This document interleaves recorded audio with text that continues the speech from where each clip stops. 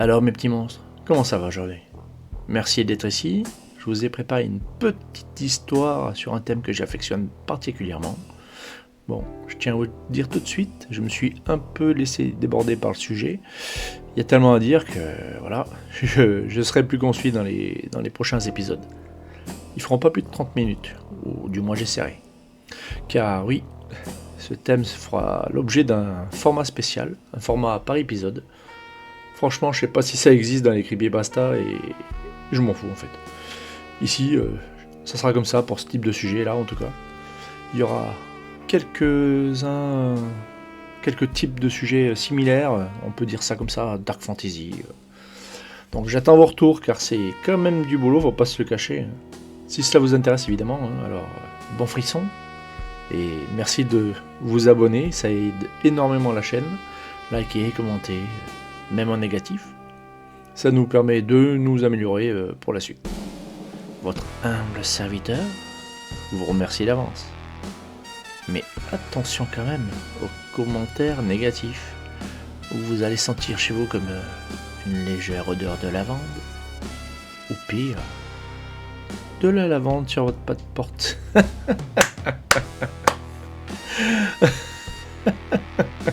like.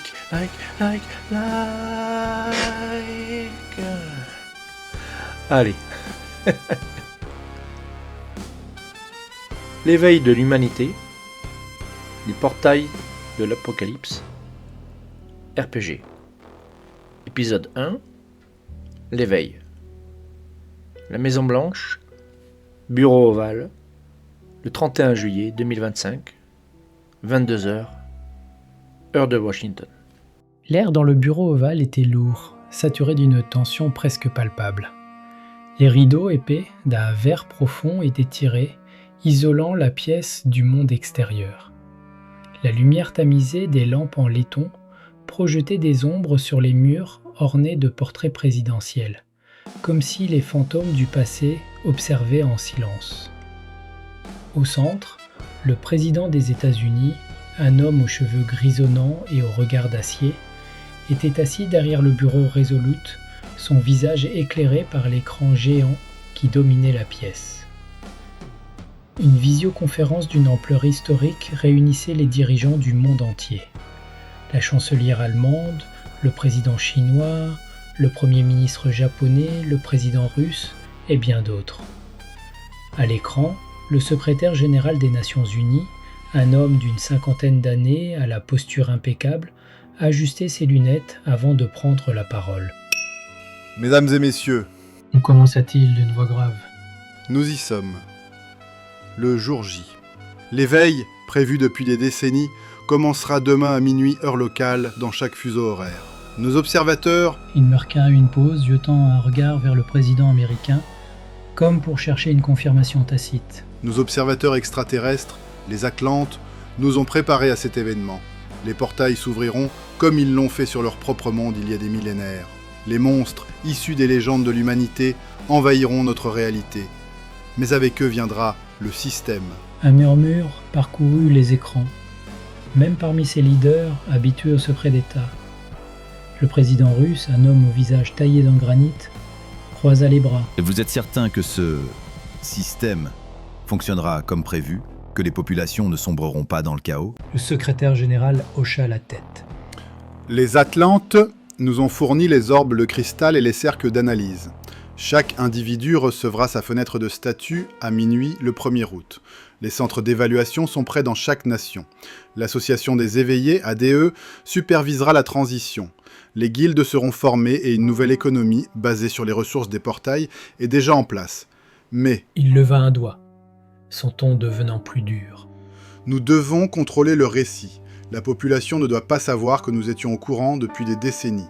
Les théories du complot pullulent déjà. La présidente française, une femme élégante aux cheveux tirés en chignon, intervint. En France, nous avons mis en place des zones de développement dans chaque région. Les citoyens seront invités à analyser leur éveil dès demain matin. Mais que se passera-t-il si certains refusent? Ou si des classes imprévues émergent? Le président américain se pencha en avant, ses mains jointes. Nous avons des protocoles.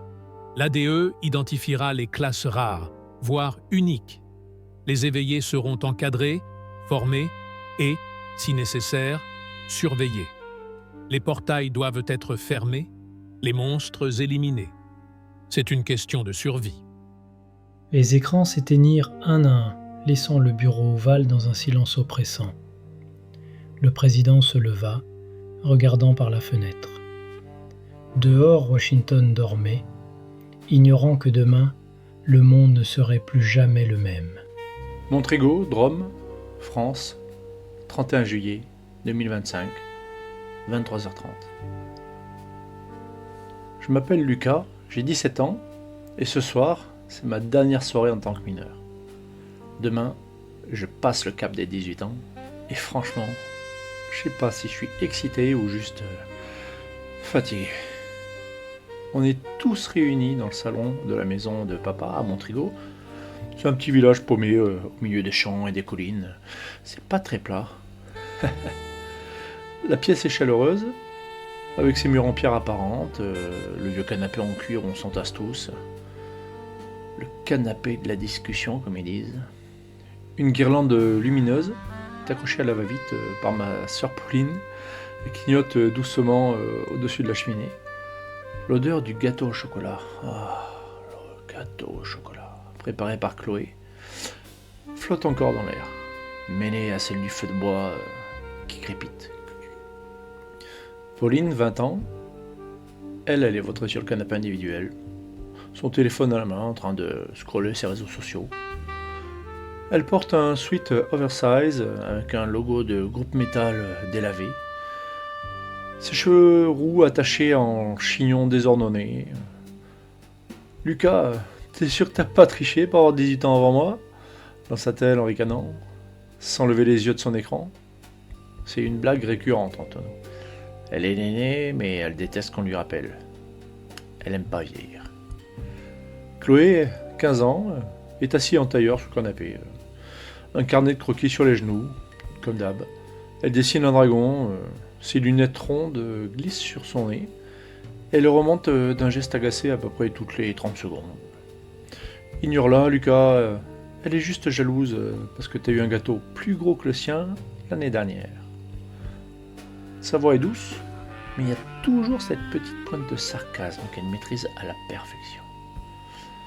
Brice, notre père, est dans la cuisine en train de ranger les assiettes.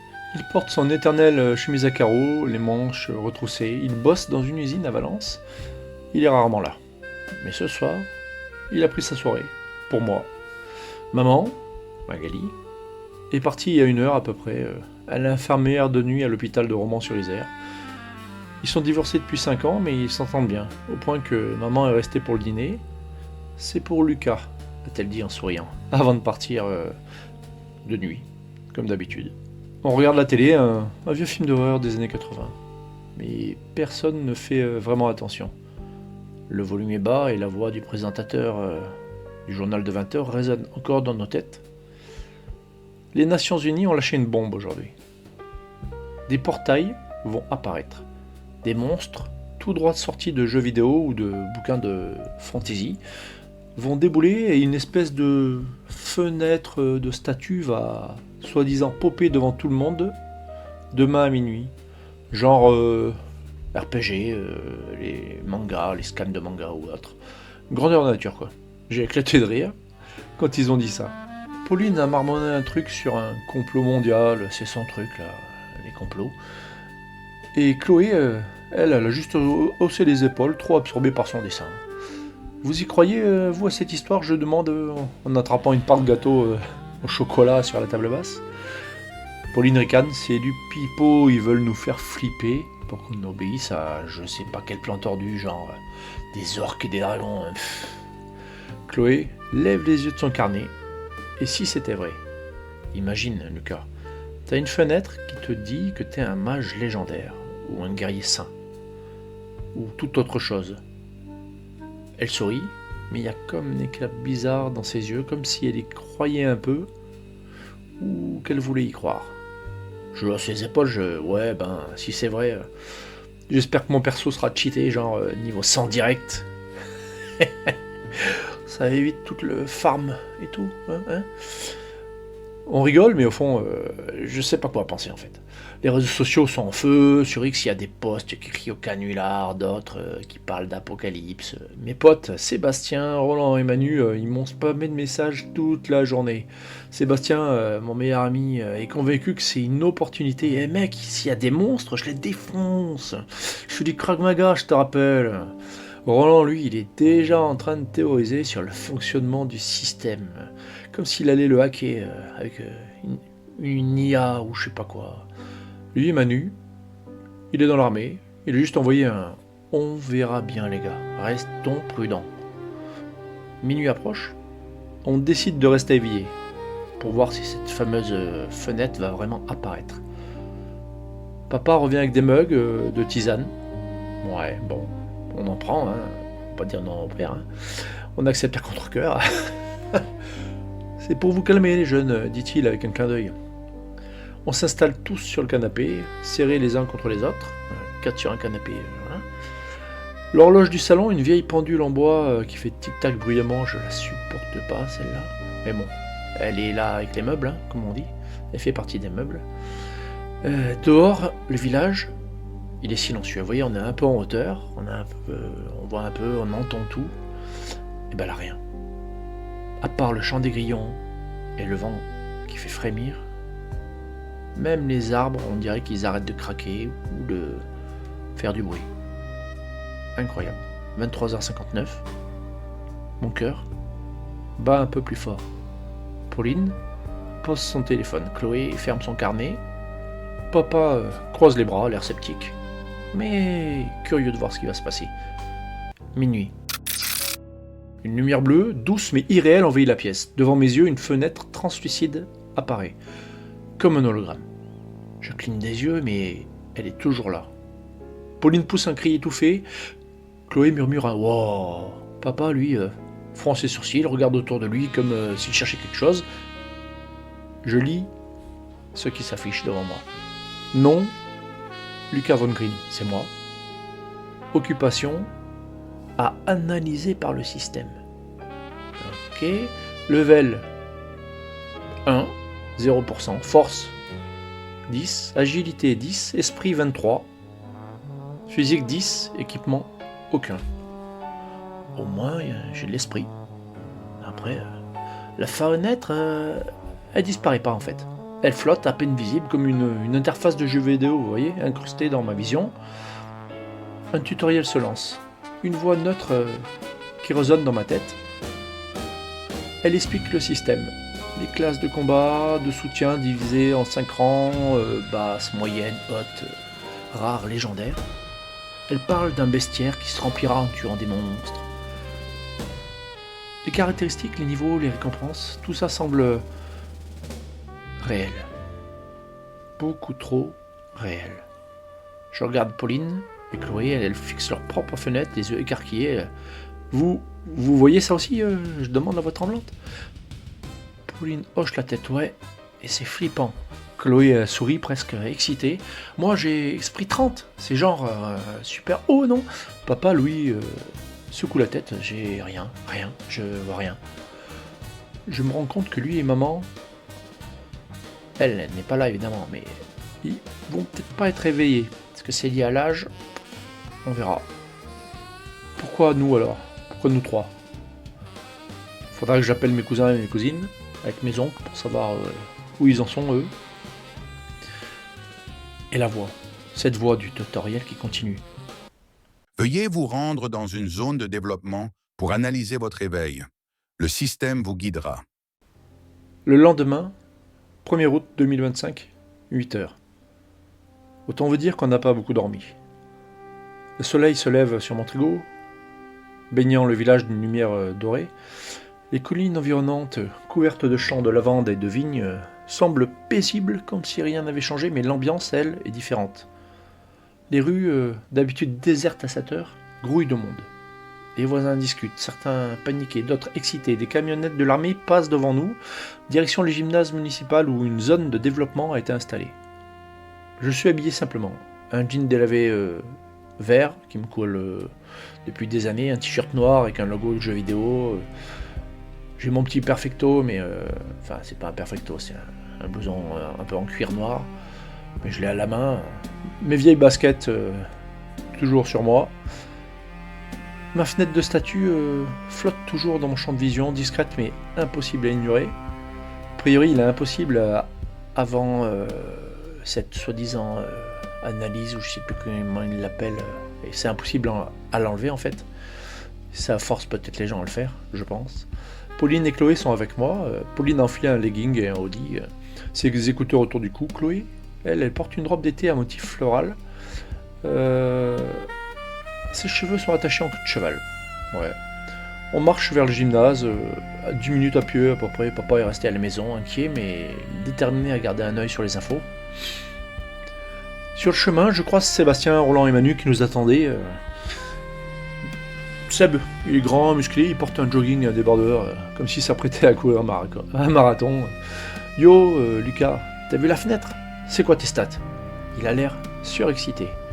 On le tient plus, comme si tout ça était un jeu pour lui. Je lui montre mes caractéristiques, parce que oui, on peut montrer sa fenêtre si on le souhaite, mais les gens ne peuvent pas espionner comme ça. Il faut l'autorisation. Il siffle. Esprit 23, mec, t'as un cerveau, toi. Moi, j'ai 18 en force. Ça va cogner. Roland, lui, il est un peu plus petit, avec ses lunettes rondes, son éternel sac à dos rempli de gadgets. Il ricane. Vous parlez de muscles, mais c'est l'intellect qui va régner, les gars. Esprit 25, les gars. Je vais décoder ce système en 2 jours. Et Manu, entrée militaire, il reste calme. On verra sur le chemin, on reste groupé, on fait pas les cons. On arrive au gymnase, une vieille bâtisse, en béton, avec un toit en tôle. Les filles ont pas pipé mot du chemin. À l'entrée, il y a des soldats, en uniforme, qui surveillent la foule. Ils ont l'air tendus un peu. Une tente blanche a été montée à côté avec un panneau Analyse des éveillés. À l'intérieur, un cercle magique, gravé sur un socle en cristal qui brille d'une lumière bleutée. Blanc, bleu, moi je dirais bleu, après, pour moi c'est bleu. Il y a une orbe de cristal, de la taille d'un ballon de foot qui flotte tout seul au-dessus. On dirait de la magie. Il y a une file d'attente assez longue, ça on peut le dire. On patiente, on n'a pas le choix, les gens murmurent, certains montrent leurs fenêtres à leurs voisins, j'entends des brides. Force 12, classe moyenne, mage de feu. C'est quoi un vestiaire? L'ambiance, c'est un mélange d'excitation et de peur. Je me demande ce que ce système, le système comme ils disent, va me donner à moi comme classe. Un guerrier, un mage ou un truc useless, genre un fermier. Arrive mon tour. Je suis le premier de la bande à passer. Le soldat à l'entrée, un type baraqué avec un badge ADE, me fait signe d'avancer. Touche l'orbe, gamin, et reste calme. Je prends une grande inspiration, j'avance, mon cœur bat à tout rompre. Je tends la main vers l'orbe. Sa surface lisse et froide sous mes doigts me fait frissonner. Une lumière aveuglante m'enveloppe, ma fenêtre de statue se met à vibrer. Je vois comme une armée entière de squelettes, de dragons de race que je ne connais pas, dans le ciel, et ils me regardent là. Je n'ai pas peur. La lumière de l'orbe devient aveuglante, mais elle ne me brûle pas. Mes doigts effleurent sa surface, et soudain, le tourbillon d'ombre se fait plus présent. Il jaillit tout autour de moi, l'air devient lourd, saturé. Une odeur de terre humide et de fer rouillé. Dans ce vortex, des silhouettes squelettiques émergent, plus précises. Leurs os luisants d'une pâle lueur argentée. Ils sont tous différents. Certains portent des armures brisées, d'autres des haillons déchiquetés, d'autres n'ont pas de jambes, comme s'ils venaient de civilisations perdues. Leur orbite vide me fixe, mais je ne ressens aucune peur, étrangement. Au contraire, une chaleur étrange, presque, comment dirais-je, réconfortante. Ouais, c'est le mot, réconfortante, pulse dans ma poitrine. Ces créatures, elles sont, je dirais peut-être pas à moi, mais si elles sont à moi. Ou elles seront à moi. Je le sais. Une brume noire descend, j'aperçois. Je crois voir un homme qui les dirige, qui se fait écouter, je vois des combats. Elle tue un dragon et le dragon devient l'un des leurs. Je vois une histoire qui a dû exister il y a fort longtemps. Les murmures remplissent mon esprit, des centaines, peut-être des milliers de voix, un cœur de pensée ancienne et fracturée. Je ferme les yeux, me concentrant sur cette sensation indéfinissable. Comme si mon âme s'étirait pour toucher quelque chose d'infini. Les voix s'intensifient, puis elles s'arrêtent brusquement. Quand je rouvre les yeux, ma fenêtre de statue a changé. Le bleu fade a laissé place à un noir profond bordé de gris cendré, argenté. Les mots qui s'affichent sont clairs et implacables. Nom, Lucas de Green. Occupation, nécromancien. Level 1, 0%. Force 10, agilité 10, esprit 23, physique 10, équipement aucun. Espace, invocation 0 sur 10. Classe, guerrier, nécromancien.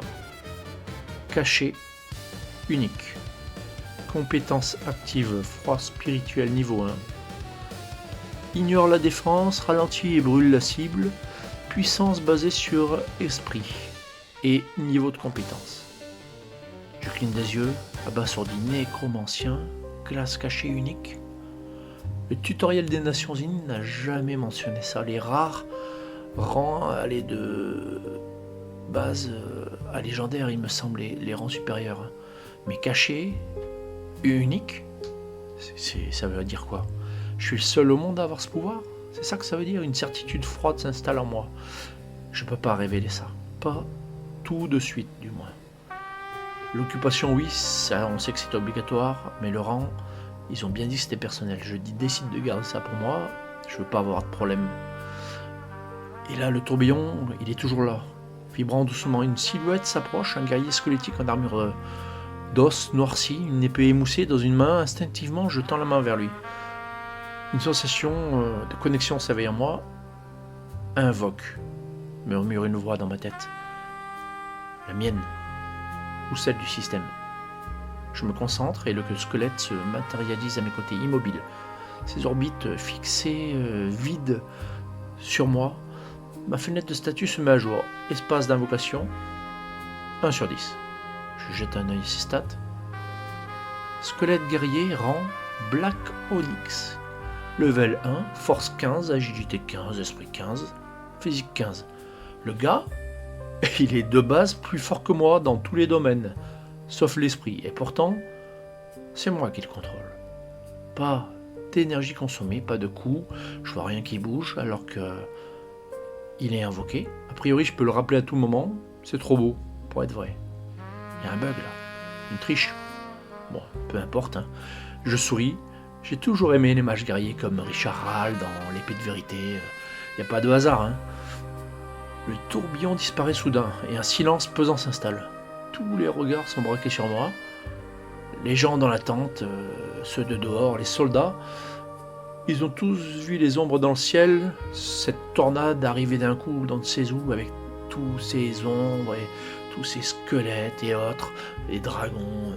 Certains murmurent, d'autres reculent. Les soldats ont levé leurs armes instinctivement, mais le responsable de l'AD, un homme d'une quarantaine d'années en costume gris, lève la main pour les calmer. Du calme, c'est un éveillé comme les autres. Il s'approche, son badge indiquant Capitaine Moreau, ADE. Votre occupation, votre classe, demanda-t-il d'un ton sec, mais je sentais la curiosité quand même dans sa voix. Je prends une profonde inspiration. Nécromancien, classe guerrier. Il fronce les sourcils. Votre rang? Le malaise s'installe. Je sens les regards peser sur moi. Un autre officier plus jeune s'approche, l'air menaçant. Réponds, gamin, c'est pour l'AD. Je tiens bon. Je le regarde. Je passe d'un à l'autre. Le gars de la télé, il a dit que le rang c'est privé, il me semble, hein, pas obligatoire. Le jeune officier s'énerve direct, pointant un doigt accusateur. Il a l'air très nerveux. Te fous pas de nous, gamin. T'es qui pour casser des infos? À la DE. Et Moreau le coupe d'un geste. Recule, le moine, il a raison. Il me fixe, ses yeux scrutateurs. Puis il sort une carte de visite noire avec des lettres dorées. Lucas de Green, c'est ça? Vous êtes invité à rejoindre l'académie officielle de l'ADE à Valence. Les éveillés prometteurs y sont forcés, mais avant, donnez-moi une de vos créatures. Je leur prends tout de suite. Je lui dis non, c'est Lucas Von Green. De Green, c'est pour les intimes ou quand on parle de nous. Pour les autres, c'est Von Green. Il hoche la tête, pas de souci. Je hoche la tête en retour. J'invoque à nouveau le guerrier qui avait disparu sans laisser de traces. Il se matérialise dans un craquement d'os pas si discret que ça. Imposant, hein, malgré son randonix. Il était plus grand que moi, à peu près 2 mètres. Moreau sort un couteau et sans prévenir, il le lance sur le squelette. La créature l'esquive d'un mouvement fluide. Ses orbites vides s'illuminent d'une lueur rouge-blanc. Elle change, mais elle se tourne vers Moreau, hostile. Je lève tout de suite la main, je fais stop. Je pense qu'elle l'aurait attaqué si j'avais pas fait ça. Il obéit instantanément. Il est resté immobile et il n'a pas bougé. Moreau écarquille les yeux. Incroyable. Niveau 1, et il esquive déjà un lancer précis. Cette créature peut évoluer avec vous, n'est-ce pas? Il griffonne sur un carnet comme un geek passionné. Très prometteur. Il parle à voix haute. Vous avez bien fait d'accepter l'invitation, Monsieur Von Green. Il continue expliquant le système des instances à voix haute pour que tout le monde entende, les donjons classés par difficulté qui sont réservés aux guildes et aux éveillés comme nous, sous supervision de l'ADE. Les instances qui permettent de progresser rapidement, mais l'accès est contrôlé. Réfléchissez bien, Monsieur Lucas. Réfléchissez bien. Je hoche la tête, mais dans ma tête c'est clair. Je vais accepter. Mes amis, mes sœurs, on le sait aussi. On en a légèrement discuté sur le trajet, mais entre nous, les sœurs qui ciellent la tête comme ça, de toute façon, qu'est-ce qu'on va faire dans ce bled sinon? Éveillé à Montrigo, il n'y a rien à faire. C'est au tour de Pauline et Chloé. Pauline, elle passe en premier. Elle touche l'orbe avec un air assuré. Sa fenêtre de statut s'illumine. Non, Pauline Von Green. Occupation archère. Elle lit tout ça à voix haute. Level 0%. Level 1, 0%. Force 12. Agilité 20. Elle pouffe. Pouf. Esprit 15. Physique 10. J'entends Roland qui tique quand il dit... il entend esprit 15. Équipement, arc d'éveil, rang onyx. Classe combattante archère. Rang rare. Elle le dit. Elle direct, rang rare. C'est pas mal rang rare. Au-dessus, normalement, il n'y a que légendaire, officiellement. Elle sourit, mais je sens qu'elle cache quelque chose, moi. Je la connais trop bien, ma sœur. Elle a une compétence, peut-être... Elle ne dit rien, j'insiste pas. Je vois que Chloé aussi a remarqué.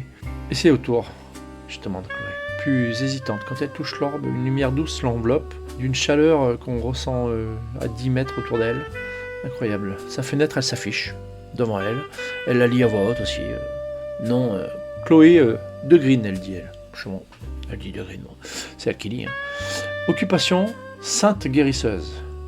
Je pouffe, cette fois c'est moi. Une sainte, ma sœur? Non, ma sœur n'est pas une sainte, mais guérisseuse, ça lui va parfaitement. Level 1, 0%, force 8, là non plus, rien d'exceptionnel. Agilité 10, esprit 30. Alors là, elle nous regarde, on rigole. On pouffe entre nous, en se regardant. Physique 8, continue. Elle continue après, on est un peu gêné. Équipement, bâton d'éveil, rang d'onyx. Et là, je percute. Pourquoi moi, j'ai pas d'équipement? Elles en ont toutes les deux un, j'ai rien. Elle continue, classe, soutien, sainte guérisseuse, rang rare. Elle aussi un rang rare. C'est moi, on est pas mal dans la famille, non? Chloé rayonne. Guérisseuse, ça me va, dit-elle. Je le vois dans ses yeux qu'elle prend ça au sérieux, mais ce rôle lui va parfaitement bien, je trouve. Elle a toujours pris soin de nous, même si c'était la petite dernière de la famille.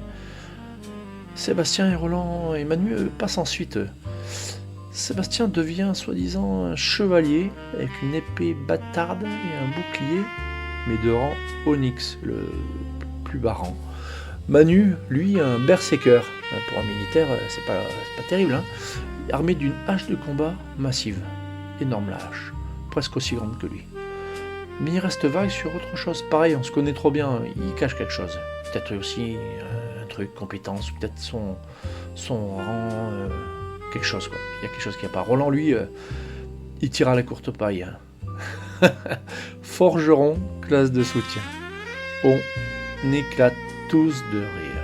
Un ingénieur qui devient un marteau et une enclume sérieux. Sébastien va pas arrêter de le charrier. Roland hausse ses épaules, mais je vois que Seb il cherche déjà des blagues à faire. Et il est déjà en train de réfléchir à comment optimiser son rôle, Roland. Mais Seb, pareil, il va pas le lâcher. Sur le chemin du retour du gymnase, on est le 1er août, il est 11h à peu près. Le soleil brûle au-dessus des champs de lavande, mais l'air est soudain glacial.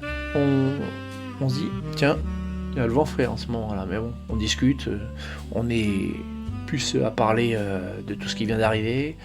On n'est pas vraiment... on regarde pas trop plus que ça ce qui se passe autour de nous, jusqu'au moment où un pop-up clignote devant nous, on peut pas l'ignorer, comme une alarme stridente. Et là, on voit tous écrit en rouge, dans un rectangle rouge, on peut pas l'éviter devant nos yeux, de toute façon. Avertissement, portail détecté à 50 mètres. On n'était pas arrivé à la moitié du chemin entre le gymnase et chez nous, marqué « Préparez-vous au combat ». Quoi ? Qu'est-ce qui se passe ? Le sable s'est mis à trembler, un grondement guttural, faisant vibrer tous nos os. À l'orée du champ, un portail qui s'ouvre. Un cercle de lumière rouge sang. Il pulsait, je vous jure, il pulsait comme un cœur. Comme un cœur où on voyait la cage thoracique ouverte. Et une silhouette en a émergé de ce cœur. Un minotaure noir, immense. Plus grand qu'un homme, sa peau d'ébène luisait sous le soleil.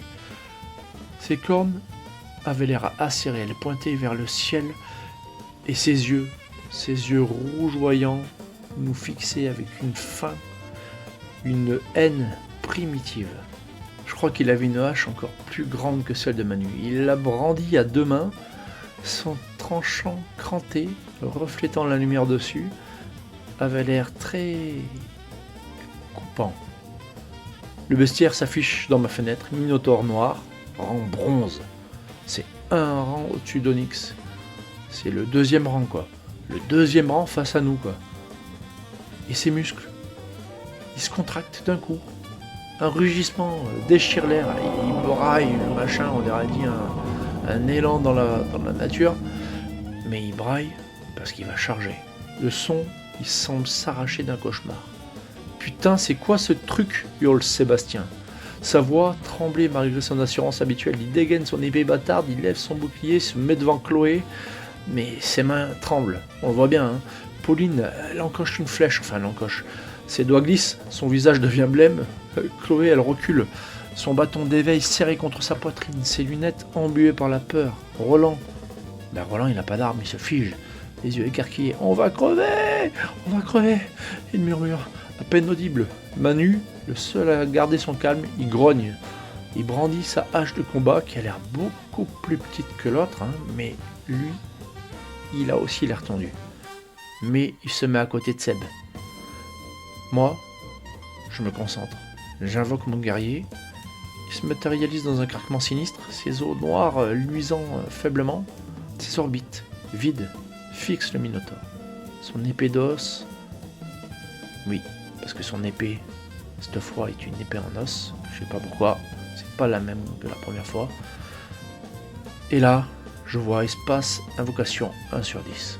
Ses stats sont solides, 15 dans chaque caractéristique. C'est plus que les miennes déjà. Mais face à ce monstre, je sens une boule dans ma gorge. Le minotaure, lui, il s'en fout. Il charge. Sa hache s'abattant comme une guillotine. Sébastien la bloque avec son bouclier, mais le choc le projette au sol. Son bras plié dans un angle anormal. Il hurle un cri rauque qui me glace le sang. Pauline tire une flèche, mais elle ricoche sur la peau du monstre, ne laissant qu'une légère éraflure, et encore une éraflure. Manu, lui, tente une attaque sur le côté, vu que le monstre s'est acharné sur Seb et pas sur lui. Sa hache a visé le flanc, mais le Minotaure a esquivé avec une agilité terrifiante, ripostant d'un coup de corne qui a entaillé le bras de Manu. Du sang a giclé, éclaboussant l'herbe. Chloé sanglote, mais elle a réussi à laisser un sort de soin, mais sa lumière, elle vacille, trop faible pour refermer la plaie. Lucas, fait quelque chose, crie Pauline, sa voix brisée par la panique. Je tends les mains, j'invoque froid spirituel. Une vague d'énergie glaciale jaillit, frappant le Minotaure. Il rugit, ralentissant son corps. Il fumait comme s'il était glacé, vous voyez, d'un coup. Comme si son âme était rongée par un froid surnaturel. Le sort ignore sa peau épaisse, sa défense, ça attaque directement son esprit. C'est là où mon squelette a chargé. Son épée d'os s'enfonçant dans la cuisse du monstre. Un sang noir en coula épais comme du goudron, dégageant une puanteur de chair pourrie. Mais le Minotaure, il n'était pas fini. Juste blessé, il pivote, sa hache balaye en l'air. Mon squelette esquive de justesse, mais le coup frappe Sébastien qui s'effondre inconscient. Du sang coule de son torse. Chloé hurla. Elle coura vers lui, mais le Minotaure la repéra. Son hurlement n'était pas très... Voilà. Il chargea Chloé, et j'ai vu la mort dans ses yeux. Non, je me concentre, puisant dans mon esprit. Avec 23 en esprit, je me dis, je peux en invoquer un autre. Je le fais. Un deuxième guerrier apparaît entre lui et Chloé. Je l'ai mis exactement là où je voulais. À 10 mètres de là, j'arrive à le faire. Super. Identique au premier, ses os craquent comme un feu de bois. Mais lui, il est tout de suite réactif. Il sait qu'il y a quelque chose qui ne va pas, instinctivement. Je vois espace d'invocation légèrement sur ma droite, 2 sur 10. Les deux squelettes, ils attaquent de concert, sans parler, comme s'ils communiquaient entre eux, je sais par quelle magie. L'un frappe les jambes, l'autre vise le torse. Le Minotaure rugit, son attention est divisée, mais il reste terrifiant. Il abat sa hache, pulvérisant mon premier squelette en éclats d'os. Une douleur aiguë me traverse le crâne, pas physique, non, mentale, comme si une partie de moi s'était brisée. Je titube un peu, ma vision se floute. Invoquer et maintenir ces créatures est plus dur que je ne le pensais, même sans coup d'énergie. Mes amis sont à terre, blessés, terrifiés. Roland, il est recroquevillé derrière un rocher, pleurant doucement. Pauline tire une autre flèche, mais ses mains tremblent tellement qu'elle rate. Chloé, à genoux, près de Sébastien, lance des soins, ses larmes coulant sur ses joues. Je serre les dents. Froid spirituel encore. Je canalise tout ce que j'ai. Mes mains tremblent sous l'effort. Une vague d'énergie noire et glaciale frappe le Minotaure. Plus puissante cette fois encore. Il hurle d'un son inhumain qui fait vibrer ses os. Ses mouvements ralentissent, ses yeux s'éteignent presque. Mon second squelette en profite. Il plonge son épée dans la gueule du monstre. Il s'effondre. Son sang noir formant une flaque autour de lui.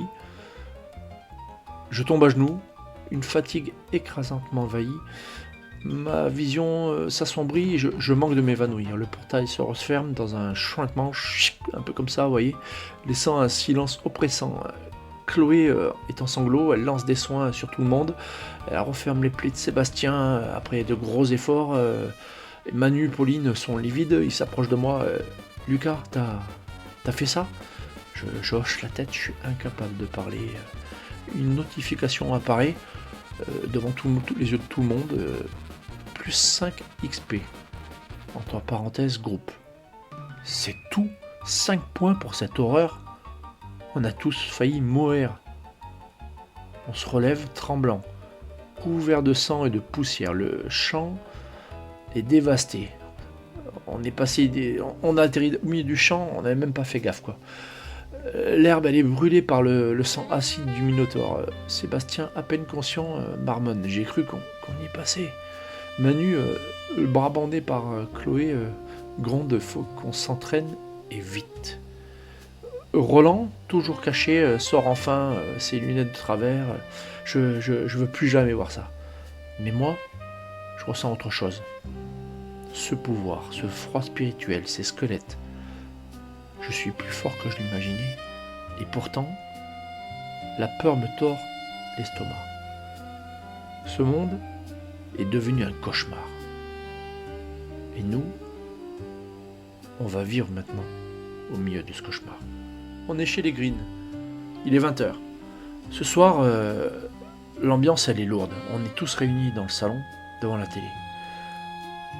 Des infos montrent des portails s'ouvrant partout. Paris, Tokyo, New York. Des monstres ravagent des villes, mais des éviers commencent à riposter. Sur X, les vidéos pullulent, certaines terrifiantes, d'autres glorifiant les aventuriers des temps modernes, comme ils disent. On mange une pizza, mais personne ne parle beaucoup. Papa nous observe, inquiet. Vous avez failli y passer aujourd'hui. C'est pas un jeu, Lucas. Je le regarde, je hoche la tête. Je sais, mais on est plus fort qu'on pensait. Surtout moi. On discute tard. Sébastien, Roland et Manu partent vers 23h, 23h30, promettant de rester en contact rapidement. Chloé et Pauline, elles montent se coucher. Papa me prend à part. Prends soin de tes sœurs, Lucas. Ce monde, il a changé. Je hoche la tête encore une fois, mais en passant devant la chambre de Pauline, son discours me trotte dans la tête, mais je ne peux pas m'empêcher de regarder sous la porte de ma sœur, et je vois une lumière verte sombre sous sa porte, comme une sorte de vert néon fluo.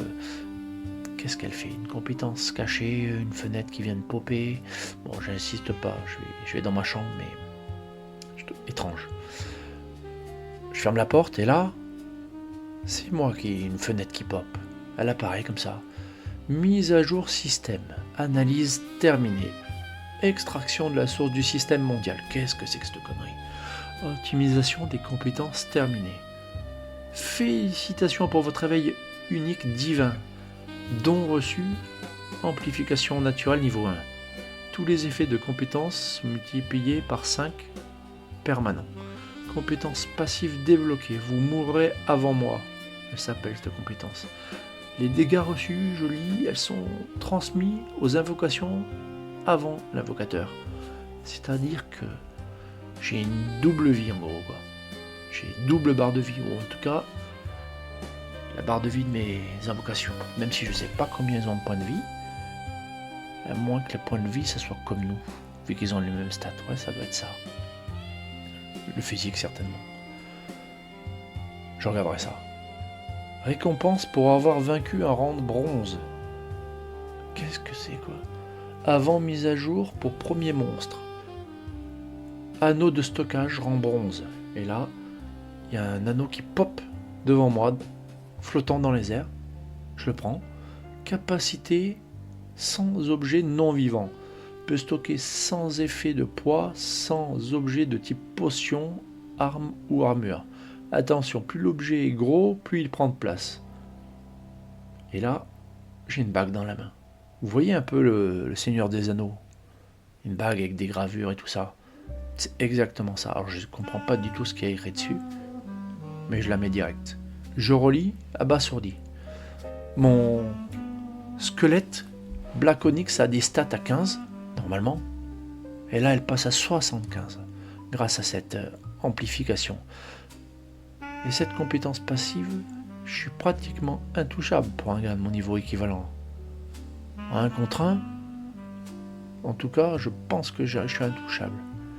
Tant que j'ai les invocations pour me protéger. C'est pas mal, nécromancien. Va falloir que je travaille le truc. J'ai un petit sourire qui se dessine sur mon visage. Le monde est dangereux, ouais. Mais moi, je suis prêt.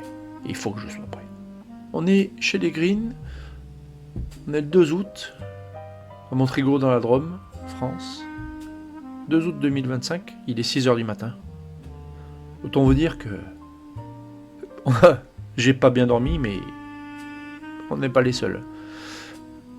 Le soleil perce à peine les rideaux de la cuisine, jetant une lueur orangée sur la table en chêne.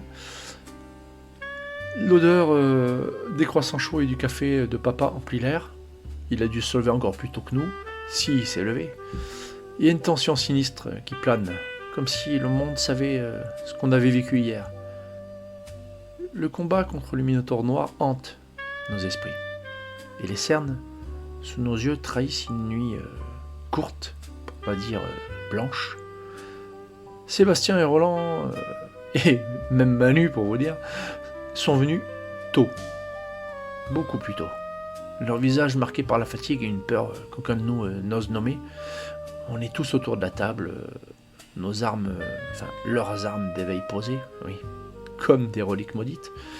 Ma sœur remarque tout de suite la bague, j'explique un peu le topo, ce qui s'est passé, et sans dire mon rang évidemment, ni les compétences que j'ai acquises, mais le craquement des chaises et le tintement des tasses semblent quand même trop bruyants. Il y a un silence qui s'installe oppressant. Sébastien, en jogging gris, tient son épée d'éveil sur les genoux, ses doigts crispés sur la garde. Il lance un regard à Chloé, assise à côté de lui, en pyjama, motif de licorne. Ça, c'est toute ma petite sœur. Elle ajuste ses lunettes, un sourire timide aux lèvres, et lui murmure quelque chose. Il ricane doucement, un son presque intime, et elle rougit légèrement. Depuis le combat, il se rapproche, des regards furtifs, des chuchotements, des rires étouffés, qui contrastent avec la gravité du moment. Je fais semblant, de rien remarquer, mais c'est évident, quoi. Pauline, en suite noire et legging, mâchonne un croissant, son arc d'éveil appuyé contre le mur. Ses yeux scrutent la pièce comme si elle s'attendait à voir un portail s'ouvrir dans le salon. Manu, avec son treillis, sirote son café, sa hache posée à ses côtés. Je dirais même qu'il est à hauteur de sa hache, tellement qu'elle est grande. Roland, toujours en t-shirt de geek, il se tripote nerveusement un tournevis dans ses mains, frustré par sa classe de forgeron. Autant vous dire que j'entendais déjà Seb préparer ses blagues avant qu'il les sorte. Papa est en chemise à carreaux. Il nous observe, son regard lourd d'inquiétude. « Vous devriez vous regrouper », dit-il, brisant le silence de Saint-Roch. « Ce monde, c'est devenu un cauchemar. Une guilde, c'est ça qu'il vous faut. Une guilde comme dans vos jeux vidéo, là. Ça vous donnera une chance. » Sébastien, il se redresse, il jette un nouveau regard à Chloé avant de parler. Il fait « Ouais, une guilde. Ouais, on pourrait l'appeler Guilders. Comme dans Guild Wars 2, on est tous fans de ce jeu, c'est notre jeu préféré, on y joue depuis des années. » Il sourit, mais ses yeux sont hantés, comme s'il revoyait le Minotaure d'un coup qu'il le chargeait. Il se bloque, il devient livide. Chloé le réconforte. Moi je dis j'aime bien, je dis. Ma voix plus ferme comme je ne l'espérais, plus sec, je fais non. On sera les Guilders, ouais. Très bonne idée, papa. Dès qu'on peut, on la crée officiellement. Tout le monde acquiesce. Chloé glousse, échangeant un autre regard complice avec Sébastien. Moi, je veux être vice-leader, dit-elle, tapotant ses lunettes d'un air espiègle. J'ai l'esprit pogeré, non ? Sébastien lui donne un petit coup d'épaule et il rit doucement, un moment de légèreté dans cette matinée pesante. Pauline pose son croissant soudain sérieuse. Attendez, j'ai remarqué un truc hier soir. Mon arc, ouais. Il a pris l'XP, je pense. En tout cas, il a pris quelque chose. Elle se lève, elle attrape son arc d'éveil et elle nous montre une fine barre bleue sous le nom arc d'éveil rang Onyx. Parce qu'en fait, quand on prend les objets, il y a le nom qui apparaît dessus. Et on peut le voir, ce nom. Évidemment, le rang aussi. C'est commun à tout le monde, ça. Sauf quand il fait partie de notre inventaire. Et il faut que ça soit volontaire. Et là, on voyait à peine rempli quelque chose, effectivement. Alors, c'était pas bien gros, histoire d'1 millimètre. Vous avez vu ça, elle demande. On vérifie tous, chacun son truc. Moi, évidemment, j'ai rien. Et là, mon bâton, rien, je l'ai pas encore. Mais j'aimerais avoir un truc, ouais. Un bâton, je sais pas, qu'est-ce qu'il me faudrait. Une double dague, un peu dans les mangas, je verrai. Et quoi, je serais plus à l'aise, dis-je. Mais lui, Sébastien, Manu aussi, Chloé, ils confirment tous leur arme d'éveil, ont aussi une barre d'XP. Donc c'est peut-être pas une arme, je veux dire, d'Onyx, vous voyez, c'est peut-être plus que ça. Faut pas les jeter ces armes, je pense qu'il y a quelque chose, dit Roland. Il marmonne, lui, par contre, derrière. Il est amer, il fait, moi, j'ai que dalle, forgeron, sérieux. Ça doit venir du Minotaure, je pense. Je dis à voix haute, pensif, mais à voix haute. Nos armes évoluent avec nous, alors. T'as bien fait d'avoir vu ça, ma sœur. Très bien fait. Et là, Pauline devient encore plus sérieuse. Elle commence à arpenter la pièce près de la fenêtre, son téléphone à la main. Je dis, qu'est-ce qui se passe? Son Audi noir a été trempé de sueur, de sa voix tremblante d'angoisse. Lucas? Oui? Ça fait des heures qu'on n'a pas de nouvelles de maman. Elle aurait dû rentrer à 6h ce matin après sa garde de nuit. Et son téléphone va direct sur messagerie. Je fais, c'est vrai. Avec toute cette histoire, j'ai complètement zappé. Papa, visiblement, attendait. Il n'osait pas nous en parler, il était un peu gêné, mais il fait oui de la tête. Et Chloé se blottit contre le mur. Elle serrait son carnet de dessin, ses lunettes embuées de larmes d'un coup. Sa voix faisait comme un petit gémissement brisé. Et si elle était coincée à l'hôpital avec ses portails qui déversent des horreurs? Imaginez s'il y a un minotaure qui allait là-bas. Le ravage qu'il préfère. Son crayon, il roule au sol abandonné, Seb lui ramasse. Papa frappe la table de son poing. Son visage est livide, ses yeux injectés de sang. Calmez-vous, j'y ai pensé toute la nuit, j'ai pas dormi. Calmez-vous, mon sang. Elle a peut-être juste été retardée, il y a du boulot, vous imaginez, tous les blessés que ça peut faire, ces histoires-là. Mais bon, le problème c'est qu'elle répond pas. Ça lui ressemble pas. Et sa voix se fissure, ses doigts commencent à trembler légèrement. On le voit tous, il s'en cache pas. Là, il cherche son téléphone Seb, qui lui est arrivé plus tôt avec Roland et Manu. Je pense qu'ils se tiennent près de la porte. Jogging froissé, son épée était encore luisante dans sa main. J'ai vu des trucs sur X cette nuit, il dit. Des portails partout. Si elle est à l'hôpital, elle est peut-être déjà... Il s'interrompit. Il n'a pas voulu finir sa phrase, il déglutit avec difficulté. Roland, les lunettes de travers, il a juste son sac rempli d'objets. Il sort un gros marteau lourd dans sa main, chevrotante. Des gobelins, ils disent. Des petits démons qui taillent, et rien. Si elle est dedans, je suis comment ça, des gobelins? Qu'est-ce que tu vas dire? Il me fait allume les infos. Je voulais pas vous en parler avant. Je voulais que tout le monde soit là et qu'on en parle. Manu, en tri, lui, il serre sa hache, son regard le fixe. Puis après, il fixe le sol. Ils aiment jouer avec leur proie, j'ai entendu dire. J'ai entendu des cris dans les rapports et elle souffre peut-être, je fais stop. J'allume la télé. L'écran s'illuminant, accompagné d'un hurlement strident qui nous transperce les oreilles. La présentatrice a le visage blême, elle bafouille.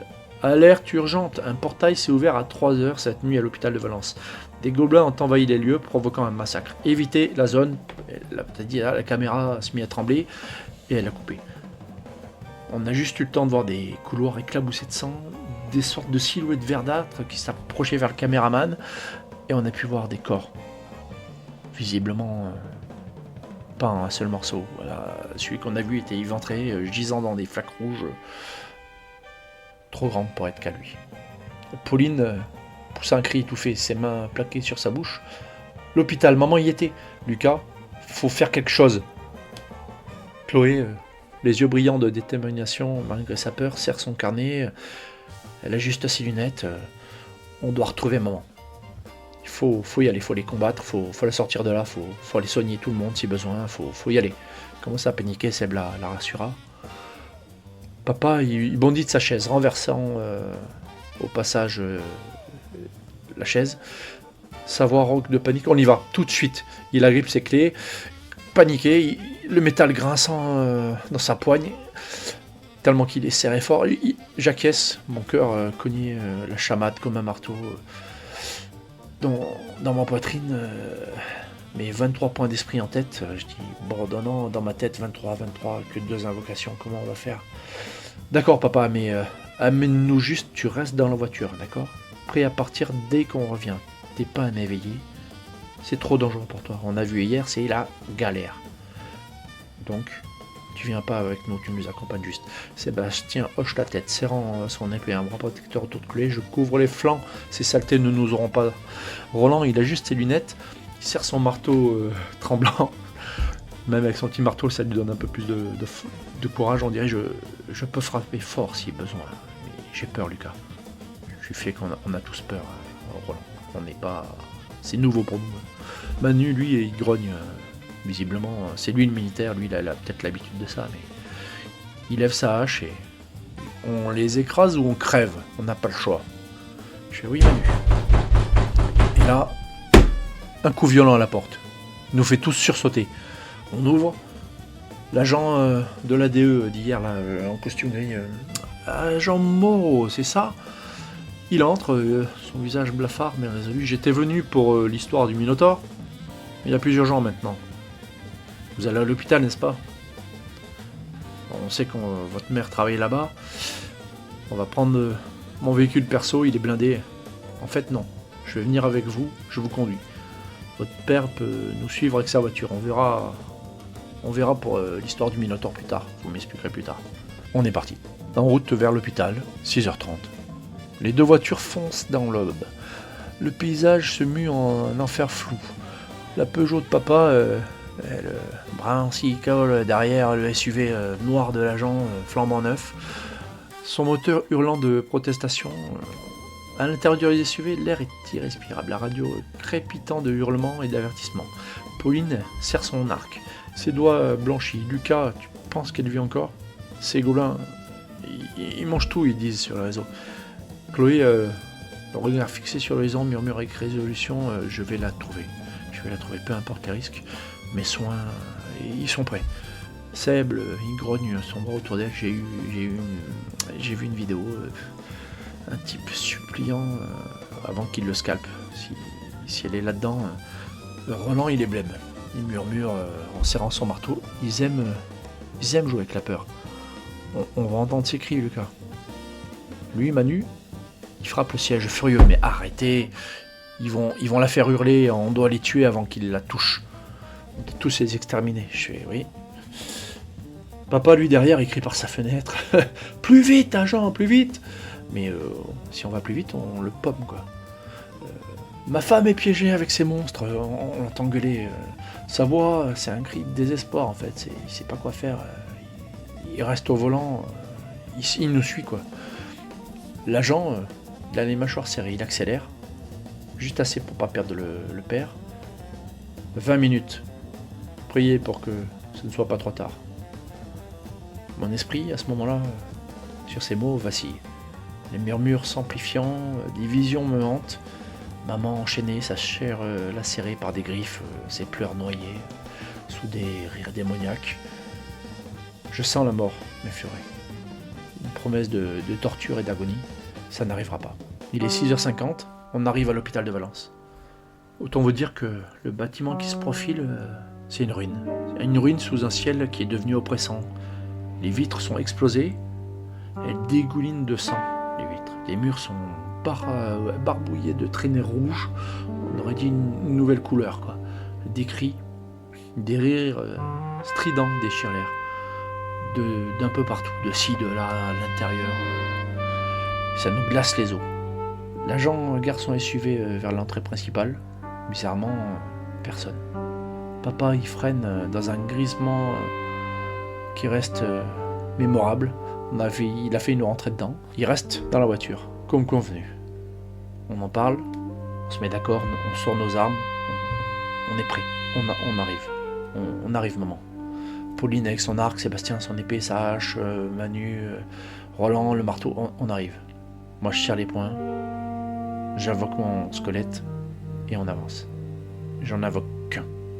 Pauline, elle tremble horrifiée, du sang partout, ils l'ont peut-être déjà dévoré. Chloé, déterminée, elle serre son carnet et murmure une incantation. Ses mains brillant d'une lueur dorée, mais moi j'aurais dit verte, bizarre. Je vais la retrouver et nous soigner, préparez-vous. Papa baisse la vitre et il écarquille les yeux face aux ombres menaçantes. Il fait « Prenez soin de vous les petits, faites pas n'importe quoi. Protégez-vous les uns les autres. » Sébastien jure, point levé, ces bâtards ils vont le payer. Roland il est furieux. Il serre son marteau ensanglanté, il s'en veut encore de la dernière fois, je pense. Ils veulent nous scalper, je vais leur défoncer le crâne. Il frappe le sol avec sa rage. Manu, il est énervé, Manu. Il se retient. Un vrai berserker. Et sa hache, il la fait tourner lentement, mais sûrement. Il est prêt à défoncer, à rentrer dans le tas à la moindre occasion. L'agent dégaine son pistolet, groupés, ils sont là pour chasser et torturer. Séparez-vous, moi je reste avec votre père. Si vous restez ensemble, ils vous découperont pas. Mais si vous vous séparez, ils vous découperont lentement, ils vous tortureront comme les autres. On avance. On pénètre. L'odeur de viscères, de sang nous étouffe, l'odeur de la mort. Les couloirs sont un charnier, des corps éventrés, certains encore frémissants, les nerfs les fait bouger encore. Les yeux morts qui nous fixent, des griffures zèbrent les murs, des rires résonnent au loin. Un gobelin d'un coup jaillit, une peau verte luisante, des dents dégoulinantes, ses griffes déjà rouges de sang. Il ricane, un son guttural qui promet une mort lente. Il charge d'un coup avec une sauvagerie brutale, visant notre gorge à tous. Je recule, réfrénant l'envie d'utiliser froid spirituel. J'étais devant, j'aurais jamais dû être devant. J'avais besoin de garder l'énergie pour pas refaire un malaise, donc je veux retrouver ma mère. Seb part le coup pour moi, il se met devant, il me protège. À la place, moi, je tends les mains, j'invoque le deuxième squelette. Je sais pas où il était passé. Le premier était parti trop loin, il revient. Les os craquent, ils se forment. Je réalise qu'ils ne peuvent pas s'éloigner de plus de 50 mètres de moi.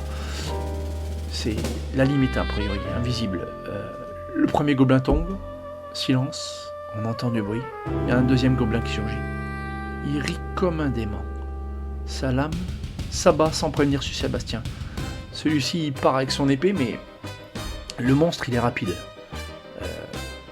Il défonce le reste de son bouclier qu'il avait essayé de réparer. Du coup il se retrouve sans bouclier, il griffe son bras dans un jet de sang. Manu, dans une frénésie qu'on ne lui connaissait pas, il fonce dessus, sa hache le tranche au niveau du torse. Le gobelin arrive à le blesser quand même au bras. Chloé, de loin, lève les mains. Elle l'enveloppe d'une lumière verte. Oui, même pas dorée, verte. Elle enveloppe Manu, refermant la plaie superficiellement, partiellement. Roland, en colère, il abat son marteau sur le crâne du gobelin coupé en deux. Il éclabousse le sol de sang et d'os. Ça le rassure, je pense. Ça l'a rassuré de faire ça. Pauline, elle tire sa flèche, transperçant un œil d'un gobelin qui venait d'apparaître au fond du couloir. Bien visé, ma sœur. Mais les autres gobelins, ils ripostent, sans pitié. Ils apparaissent des portes devant nous. L'un d'eux attrape un cadavre, il le décapite d'un coup sec avant de lancer la tête vers nous, riant alors que le sang me giclait. Mes squelettes, ils chargent. Leurs os brisant un bras, le gobelin, il les embroche avec une lance improvisée.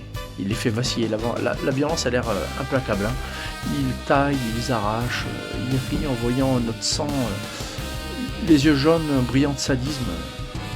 Papa dehors, visible à travers les vitres, serre le volant encore plus fort, il retient son cri, son visage crispé quand il voit ce qui se passe. La colère et la terreur nous envahissent alors que les silhouettes n'arrêtent pas d'affluer. Certaines passent à côté de la voiture, il se tait, il se cache, il ne peut rien faire. Sébastien se relève. Son sang coule tout le long de son bras, son cœur bat la chamade. La douleur se fait plus forte, il se bat mal sans son bouclier, visiblement, mais il arrive à trancher une jambe. Malheureusement, un gobelin lui saute dessus, mordant son cou. Il l'envoie valser dans les airs, non sans mal. Mais après un violent coup de Chloé sur le crâne, elle assure, ma petite sœur, elle arrive à faire plusieurs choses en même temps, comme une vraie guérisseuse concentrée. Elle envoie une lueur verte sur Seb, stabilisant sa blessure. Elle était visiblement affectée. Mais le sort l'a guérie, bizarrement. Le fait d'être une sainte doit aider, je pense. Peut-être. Roland frappe à nouveau son marteau, écrasant un autre crâne gobelin. Courageux pour un support. Manu, soigné, il charge encore. Sa hache fond dans l'air, il en tue deux d'un coup. Dans la précipitation, certains reculent. Il a l'air d'une tempête de violence. Là, c'est l'image du berserker. Il y a un cri aigu qui nous guide au fond du service. C'est le service psychiatrique. C'est là où notre mère travaille. C'est son service et le cri vient de là. Les portes, elles pendent, brisées. On court. On a mis en fuite les 2-3 gobelins qui restaient, mais ils courent vers le cri. Le sol couvert de membres arrachés. On arrive, on passe les portes. Les murs ils sont pleins de sang séché. Les gobelins dansent autour d'un corps. D'un futur corps. Ils la poignardent avec délice, leur rire ponctué de cris de la victime. L'un d'eux lève la tête en voyant ses deux compères arriver et derrière il nous voit. Il rit, à gorge débrouillée en nous voyant. Les deux autres nous refont face. Ils sont un groupe maintenant. Un bon petit groupe. Et ils nous montrent à leurs copains. Et ils nous chargent en groupe avant d'achever la personne seule. Manu se lâche. Il fonce dans le tas. Sébastien se met en protection devant Chloé, avec un bouclier de fortune, une chaise cassée. Chloé, les mains tremblantes mais résolues, murmure « Manu, je vais te soigner ». Elle lance une vague de chaleur qui aveugle un gobelin. Un des squelettes en profite pour lui régler son compte, sa tête volant dans les airs dans une gerbe de sang visqueuse avec un bruit immonde. Roland grogne, frappant avec fureur. Ils ne nous auront pas, il doit éclater son troisième crâne avec son marteau. Se protégeant de son sac devant son torse, il progresse. Mais Squelette s'interpose avec Manu devant le plus grand nombre. Ils jouent leur rôle, visiblement plus fort qu'un gobelin mais moins vicieux. Leurs os craquant sous les coups mais ils tiennent bon. Un gobelin se faufile vers moi et me lacère le bras. Une douleur fulgurante me traversant et la paranoïa m'envahit. Ils sont partout prêts à nous dépecer. Chloé, de loin, envoie une lueur sur moi. Ça m'apaise. La douleur, la peur, littéralement. Ça l'évacue. Un craquement retentit. Une armoire s'ouvre, révélant maman, le visage strié de larmes et de sang partout sur ses vêtements en lambeaux. Le sang, on ne sait pas si c'est le sien, on n'en sait rien. Lucas, fuyez, ils sont trop nombreux. Sa voix est un râle, mais elle vit. Un groupe de gobelins se dresse entre nous et elle. Ferme la porte, je lui crie. Ferme la porte, maman, je lui crie. Ça, tandis qu'un gobelin d'un sourire vicieux me regarde et va vers l'armoire. Elle la referme juste à temps. Il tente de passer son épée à travers l'armoire plusieurs fois, les lames perforant le bois, blessant maman à un moment donné parce qu'on entend son cri qui est étouffé de douleur. Il a dû la toucher, mais on ne sait pas où. On avance avec difficulté, repoussant les assaillants. Pauline elle sanglote. Maman, on te sort de là. Les gobelins se tournent, leur rire redoublant, leurs armes dégoulinantes de sang frais. La mort nous nargue, ricanante, et elle a un visage de gobelins qui nous font face, leurs griffes prêtes à frapper. Je serre les dents, déterminé à sauver tout le monde. Quand l'occasion se présente, j'utilise phrase spirituelle sur le gobelin devant l'armoire. Je lance sa chair, très légèrement le temps de le ralentir quelques secondes. Un de mes squelettes passe derrière et le transperce dans le dos, le tuant dans un craquement sinistre. Chloé se précipite, soignant maman à travers la porte fissurée. Elle entre, elle entrouvre la porte, elle referme partiellement la blessure, a priori à l'épaule, et elle commence à fatiguer, on le voit. Elle a soigné trop de monde, elle ne tiendra pas plus longtemps. Soudain, un hobgoblin plus grand apparaît à la porte derrière nous. Une épée bâtarde à deux mains, accompagnée d'un nouveau groupe de gobelins. On vient d'en tuer un autre apparaît. Et là, ils ont le chef avec eux. Il est moins impressionnant qu'un Minotaure, mais redoutable quand même. Chloé manque de ne plus pouvoir soigner beaucoup de personnes. L'épaule de maman saigne encore malgré ses efforts. Le combat devient vicieux. Manu charge Hobgoblin, sa hache ricochant sur l'épée. Mais il encaisse un coup qui le fait chanceler. Sébastien, avec sa chaise, bloque une attaque, permettant à Pauline de tirer une flèche dans l'œil d'un gobelin. Roland, furieux, fracasse un crâne. Ça doit être son 4e ou son 5e, j'ai arrêté de compter. Il utilise son sac comme un bouclier improvisé. Chloé, malgré l'épuisement, envoie une lueur sur Manu, le maintenant en vie littéralement, tandis que mes squelettes attirent les gobelins vers des débris pour les faire trébucher, les gêner dans leur approche. Nous tirons parti littéralement de l'environnement. Sébastien renverse une table pour créer une barrière, Roland la renforce avec son marteau et Manu, soigné, il brise la jambe du hobgoblin d'un coup puissant. Je pense que je pourrais faire passer un squelette derrière pour frapper. Et c'est exactement, c'est étrange, c'est exactement ce qu'il fait. Comme si on était connecté ou qu'il lisait dans mon esprit. Mais cela ne change rien au fait qu'il le déséquilibre pour de bon en lui entaillant profondément la jambe brisée. Il tombe au sol, le gobelin dans un cri de douleur, lâchant son arme, c'est la fin pour lui.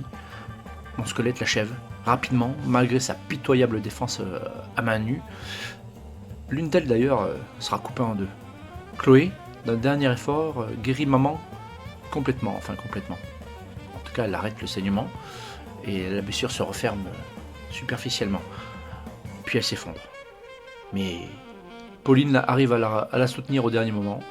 Ensemble, nous abattons les derniers gobelins, leurs cris résonnant avant qu'ils ne s'écroulent tous un par un. Tous, non. Un ou deux réussirent à s'enfuir par là où ils étaient arrivés, mais on ne pouvait pas les poursuivre, on n'était pas en état. Alors, j'ai tout simplement demandé à mes spires en os de leur courir après et de les pourchasser. Maximum 50 mètres, ça devrait être faisable. Et effectivement, quelques secondes après qu'ils disparaissent à travers la porte, j'ai 2 fenêtres qui ont popé rapidement devant moi, dans un petit coin de mon regard. Ils les ont eues. Je regarde dehors, dans le couloir, les choses sont calmées. Dehors, on voit des éveillés arriver à travers les vitres. Des agents de l'ADE étaient arrivés, visiblement pas très tard après nous. Ils protégeaient le véhicule de notre père. Et d'après ce qu'on pouvait voir des fenêtres, l'agent Moreau était là devant. Mais rapidement, il fut accompagné d'une femme qui avait l'air de diriger la chose. On bougeait plus, nous. On regardait par la fenêtre ce qui se passait, on se soignait, on récupérait ce âpre combat. Et on avait surtout affaire à cette horreur. Ces corps, sang partout.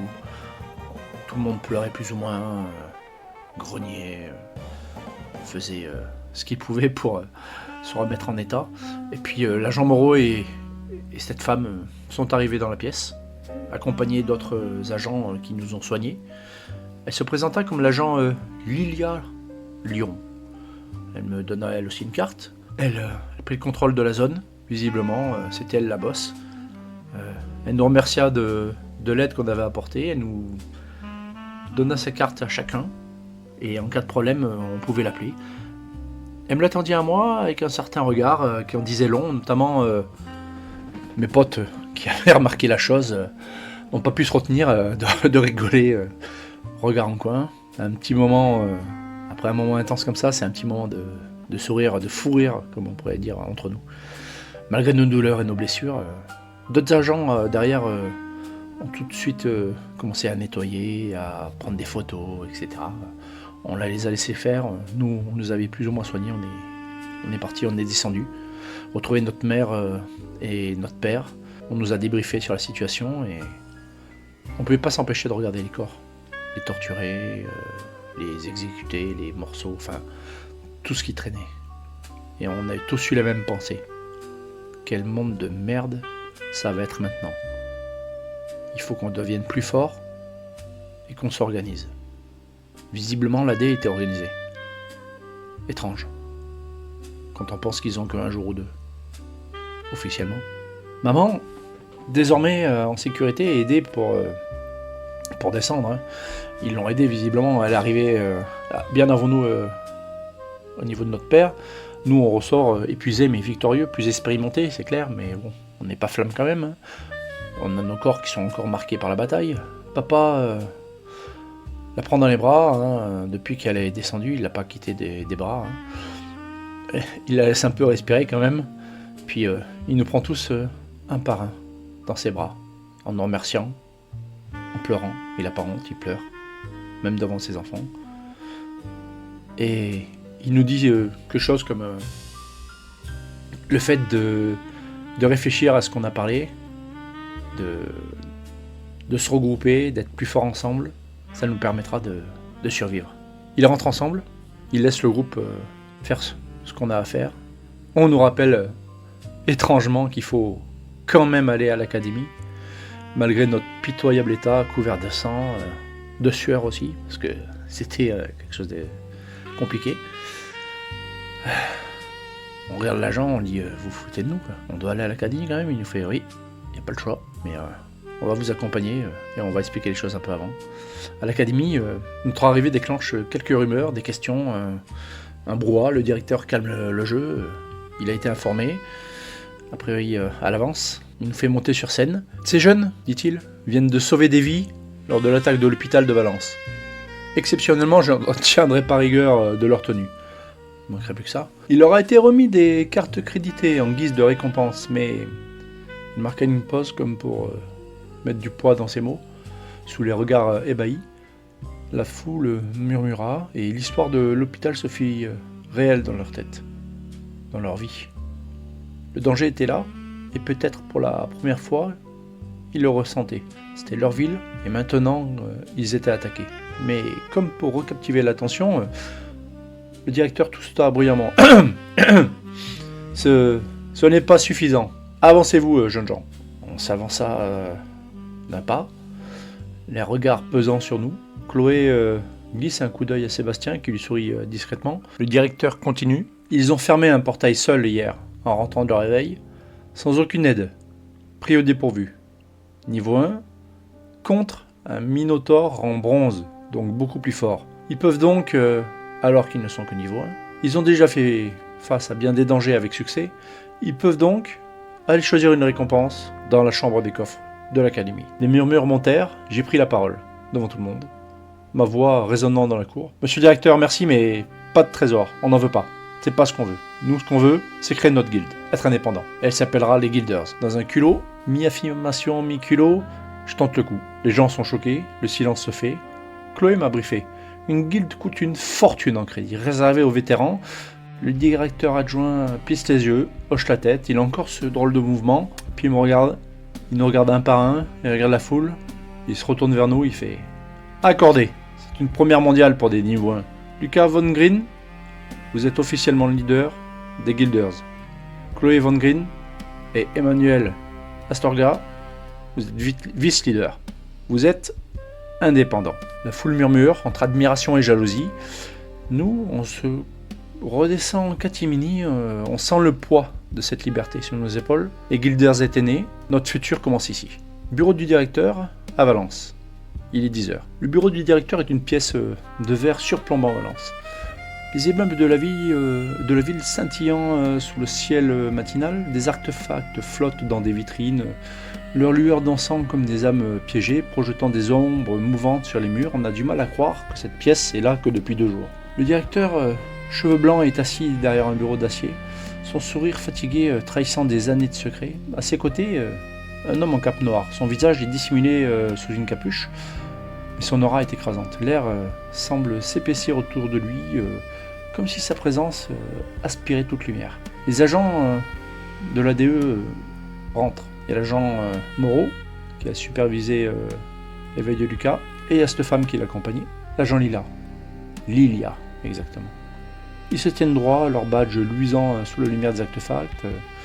Moreau prend la parole en premier, sa voix ferme mais teintée de respect. Directeur, nous avons appris les événements sur le rapport du Minotaure. Il est notamment précisé que Lucas Von Green, comme il tient à le préciser lui-même, est nécromancien donc de rang caché. Lors de son éveil, un tourbillon d'ombre est apparu. J'en ai été personnellement témoin avec des squelettes de toutes sortes. J'ai notamment cru voir un squelette de dragon, mais j'en suis presque 100% sûr. Puis d'autres formes comme je n'ai pas trop pu les identifier. Je vous conseille donc de mettre en place, au cas où, un système vidéo si ça se reproduit pour un éveil. Ça pourrait marcher pour avoir un visuel. En tout cas, ils étaient non hostiles. Et ces invocations, même au niveau 1, ont réussi à inscrire un de mes lancers. Donc je pense qu'ils sont évolutifs. Ils vont certainement évoluer comme lui. Voilà mon rapport. Il enchaîne différentes choses. Hier, Lucas et son groupe ont fermé donc un portail seul avec le Minotaure noir de rang bronze en question. Nous avons récupéré le corps. Nous donnerons la somme correspondante à la guilde, vu qu'ils l'ont créée. Lucas, pour simplifier, a utilisé une compétence a priori froid spirituel d'après le rapport. Et ces squelettes, parce qu'il est en capacité d'en invoquer 2, en tout cas c'est ce qu'il nous dit, ont surpassé ses attentes. Comme vous le savez déjà, ils ont sauvé des civils, notamment à l'hôpital et leur mère, ce matin. Ils ont tué des gobelins et un hobgoblin. Ils ont un gros potentiel. Et Lucas est confirmé comme un potentiel caché donc. Et c'est le seul nécromancien que l'on connaît actuellement en France et certainement en Europe, voire sur la planète. Lilia fit son rapport, mais elle le rendit en écrit, elle ne parla pas. et le donne directement au directeur, sans prononcer aucun mot, sans avoir aucune émotion sur le visage pour son invité. Les 2 agents sortirent, après avoir fait leur rapport. L'homme encapuchonné siffle doucement, ses doigts gantés tapotent la table, il lit le rapport. 2e rang caché en Europe, prometteur. Et une guilde, déjà, les guilders, c'est ça. La liberté, rien de tel. Sa voix est grave, vibrante d'une puissante intonation, et surtout, elle contient une puissance non dissimulée, non contenue, comme un grondement venu des profondeurs. Le directeur rit dans son roc. Toujours aussi mystérieux. Pourquoi ne pas parler à Suka directement? Tu leur as bien donné accès à la salle des coffres. Ils ont poliment refusé, et d'ailleurs avec brio, je dois dire. Ah, et au fait, plus de télépathie devant ton monde, hein, c'est gênant. Je savais que je devais accepter cette proposition de guilde, hein, de toute façon. Alors que le monde entier a les yeux tournés sur nous. Hein. Alors évite ça à l'avenir. J'aime pas quand tu te balades là-dedans, hein, en tapotant sa tempe. Il dit ça. Je t'en serai gré, pas de souci. Je m'en souviendrai. Mais il est vrai que la patience est d'or. Je ne peux pas me montrer maintenant, tu le sais bien. Surtout quand ils sont dans la lumière du pays, voire du monde entier. Un cachet, c'est pas tous les jours qu'on en voit. C'est pas encore l'heure. Patience. Mais c'est bien pensé les coups de la guilde. Ça va en énerver plus d'un qui voulait leur mettre la main dessus. Et ça, je m'en réjouis d'avance.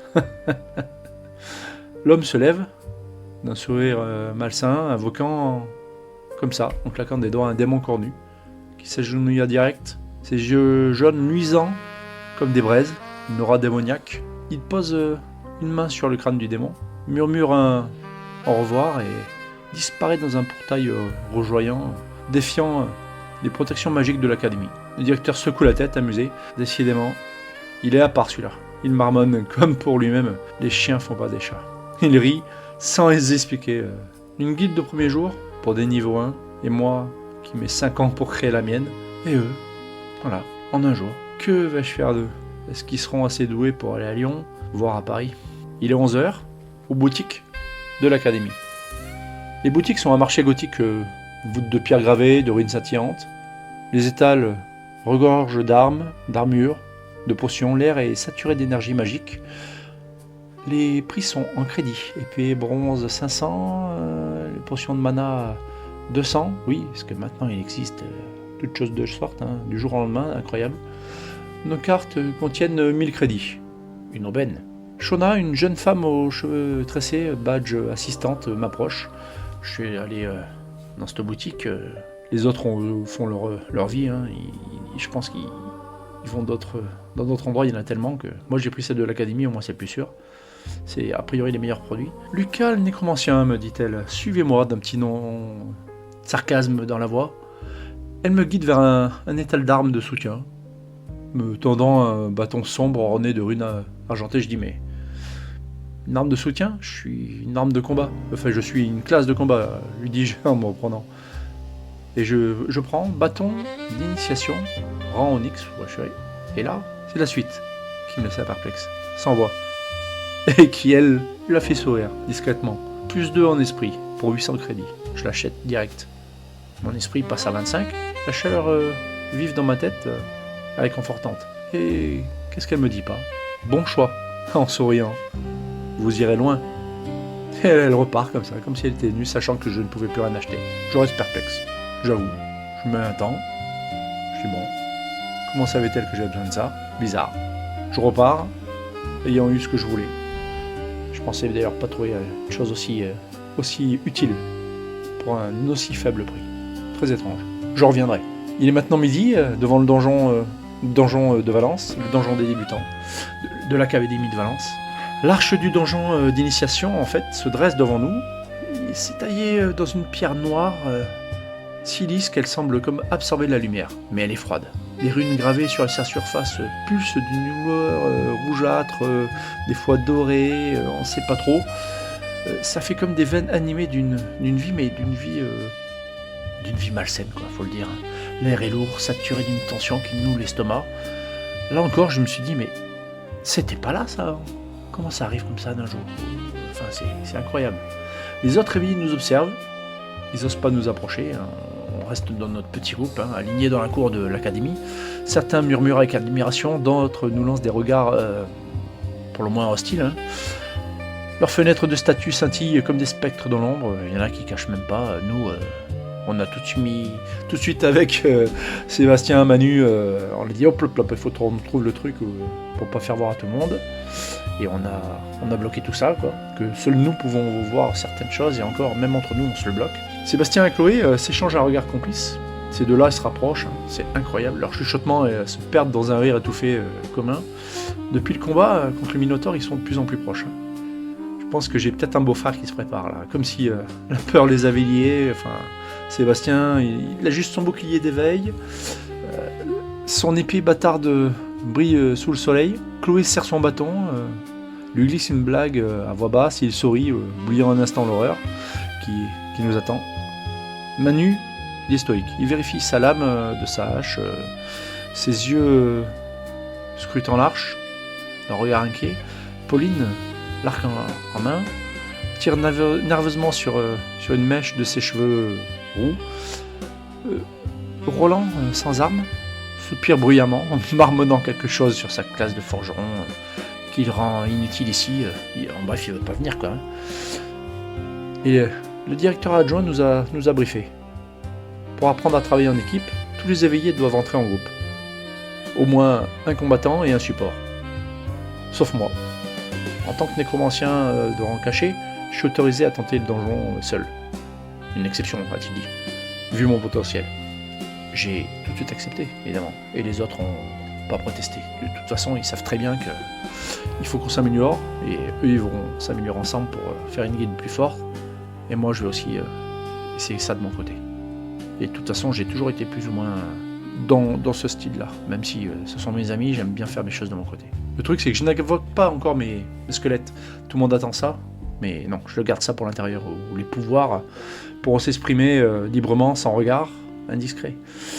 Mais alors que je m'avance vers l'arche, j'ai comme un frisson qui me parcourt, un regard lourd. Les autres rentrent un par un, mais en étant sans un regard en arrière, moi je sens une oppressée, quelque chose qui pèse sur moi. Je lève les yeux vers la tour de l'horloge de l'académie. Je sais pas, quelque chose qui me dérange par là. Je crois apercevoir une silhouette à contre-jour, vous voyez, mais rien. Pourtant, je jurerais que quelqu'un m'observe de là-bas. Une présence écrasante. Lucas, t'es sûr de vouloir y aller solo demande Chloé avant de rentrer dans le portail, sa voix tremblante mais douce. Sébastien, qui attendait Chloé, pose une main sur son épaule, comme pour la rassurer. Ouais, je dis, c'est bon. Je me force à sourire, je gère. Allez-y, vous restez groupés, vous faites gaffe. Ils hochent la tête et rattrapent le groupe en franchissant la porte. Leur silhouette engloutie par l'obscurité du portail, je prends une profonde inspiration. Mon bâton d'initiation, je le serre dans ma main et je m'engage seul. Le poids de ce regard inconnu est encore sur moi. Peut-être que je me fais des idées. Et je passe le portail. Il est 12:01 après que Lucas soit rentré, dans le bureau du directeur. Le directeur, seul dans son bureau, regarde par la fenêtre de verre donnant sur la cour. Les runes sur les murs projettent des lueurs mouvantes et les artefacts flottant dans leur vitrine semblent murmurer des secrets anciens. Il croise les bras. Son sourire mélancolique creuse les rides de son visage. Un nécromancien rang caché, dit-il à haute voix. Une guide de premier jour, murmura-t-il, sa voix teintée d'une étrange... comment dirais-je ? C'est une nostalgie. Une étrange nostalgie. Comme s'il pensait à quelque chose d'un passé lointain. Vont-ils devenir des héros ou des monstres ? Ce monde va les briser ? Ou alors, c'est eux qui le briseront. Aucune alternative à cela. 12:02, à la tour de l'horloge de l'Académie de Valence. Alors que je disparais dans l'obscurité du donjon, la tour de l'horloge de l'Académie vibre d'une énergie malsaine. Haute perchée, elle domine la cour de ses vitraux fissurés, laissant filtrer une lueur rougeoyante, comme si un feu infernal brûlait à l'intérieur. Un portail rouge s'ouvre soudain dans l'ombre du clocher. Ses bords irréguliers palpitent comme une plaie vivante. Des cris ignobles en jaillissent, des hurlements gutturaux inhumains, mêlés de râles et de grognements qui semblent arrachés à des gorges mortes depuis des siècles. L'homme encapuchonné dans sa cape noire, ondulant, grince comme des os, comme si une ombre liquide, alors qu'elle grince, se tient au centre du clocher, comme si c'était autre chose que lui. À ses côtés, un démon cornu, agenouillé, ses yeux jaunes luisant d'une lueur malsaine, violent, qui ne demande qu'à se déchaîner, était là. L'homme tourne la tête, son visage toujours masqué, observant l'arche du donjon d'où je viens de m'engouffrer. Un sourire invisible étire ses lèvres. « Il est entré », murmura-t-il. Sa voix grave résonne dans l'air, saturée de magie. Patience. Il pose une main gantée sur le crâne du démon qui grogne doucement, ses griffes raclant le sol de pierre. Le portail rouge s'intensifie, ses cris devenant assourdissants, comme une chorale de damnés. L'homme et le démon s'avancent, engloutis par la lumière écarlate. Le portail se referme dans un claquement sec, comme une mâchoire qui se referme sur sa proie, laissant le clocher plongé dans un silence oppressant, seulement troublé par le tic-tac de l'horloge. L'horreur ne fait que commencer. Survivront-ils à ce carnage? Abonnez-vous et commentez pour ne pas rater la suite de cette creepypasta terrifiante. Merci, j'espère que ça vous a plu. Dites-le moi en commentaire si vous voulez la suite en épisode. Je vous souhaite une bonne soirée ou une bonne journée. A bientôt sur le Grimoire Noir.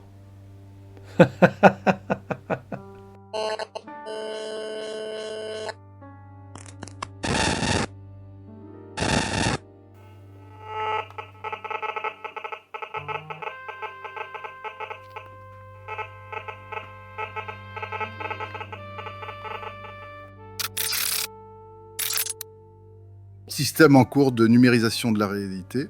Alerte système intégrité possible confirmé. Alerte système intégrité possible confirmé. Système en mode analyse, veuillez ne rien toucher. Système en mode analyse, veuillez ne rien toucher. Système en mode analyse, veuillez ne rien toucher. Activation du scan en mode forcé, activé. Activation du scan en mode forcé, activé. Scan en cours, scan en cours, scan en cours, scan en cours, scan en cours, scan en cours, scan en cours. Interférence détectée, mode de survie activé. Mode cauchemar activé. Mode enfer activé. Message d'alerte générale. Message d'alerte générale. Message d'alerte générale. Mode cauchemar activé. Mode enfer activé. Activation globale en cours. Activation globale en cours. Veuillez noter. Veuillez quitter toutes les instances et donjons. Zone en cours d'exploration. Veuillez noter. Veuillez quitter toutes les instances et donjons. Zone en cours d'exploration. Merci pour votre compréhension. Mise à jour effective mondiale terminée. Heure actuelle, 5h05 PM CEST. Lundi 4 août 2025. Système stable, fin de l'analyse. System scanning reality in progress. Alert. System integrity possible. Confirm. Alert. System integrity possible. Confirm. System in analysis mode. Please do not touch anything. System in analysis mode. Please do not touch anything. System in analysis mode. Please do not touch anything. Forced scan activation. Activated. Forced scan activation. Activated. Scan in progress. Scan in progress. Scan in progress. Scan in progress. Scan in progress. Scan in progress. Scan in progress. Interference detected. Survival mode activated. Nightmare mode activated. Hell mode activated. General alert message. General alert message. General alert message. Nightmare mode activated. Hell mode activated. Global activation in progress. Global activation in progress. Note: please exit all instances and dungeons. Areas currently being explored. Note: please exit all instances and dungeons. Areas currently being explored. Thank you for your understanding. Worldwide update. Effective. Completed. Current time: 0505 PM, CICS to Monday, August 04, 2025. System stable. Analysis complete. Today's date and time is 0501 PM, CICST, on Monday, August 04, 2025. Система в режиме анализа, пожалуйста, ничего не касайтесь. Система в режиме анализа, пожалуйста, ничего не касайтесь. Система в режиме анализа, пожалуйста, ничего не касайтесь. Сканирование активации запуска. Сканирование активации запуска. Текущее сканирование. Текущее сканирование. Текущее сканирование. Текущее сканирование. Текущее сканирование. Сканирование в процессе. Сканирование в процессе. Текущее сканирование. Вмешательство, чтобы заняться.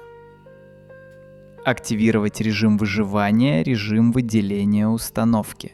Режим реализации ад. Общее сообщение о предупреждении. Общее сообщение о предупреждении. Общее сообщение о предупреждении. Ваш кошмарный режим. Активировать адский режим. Активировать. Глобальная активация в прогрессе. Глобальная активация в процессе. Обратите внимание, пожалуйста, выйдите из случаев и подземелий, области, которые исследованы. Обратите внимание, пожалуйста, выйдите из случаев и подземелий, области, которые исследованы. Спасибо за понимание. Обновлять. Глобальное эффективное применение.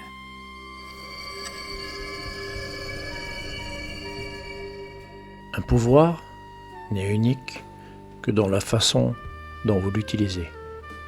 Mais la nécromancie, elle est multiple. Comme une goutte d'eau dans l'océan. Unique, mais qui fait partie d'un tout. Une question se pose alors. La mort est-elle de la nécromancie ? Si oui, puis-je tuer la mort ?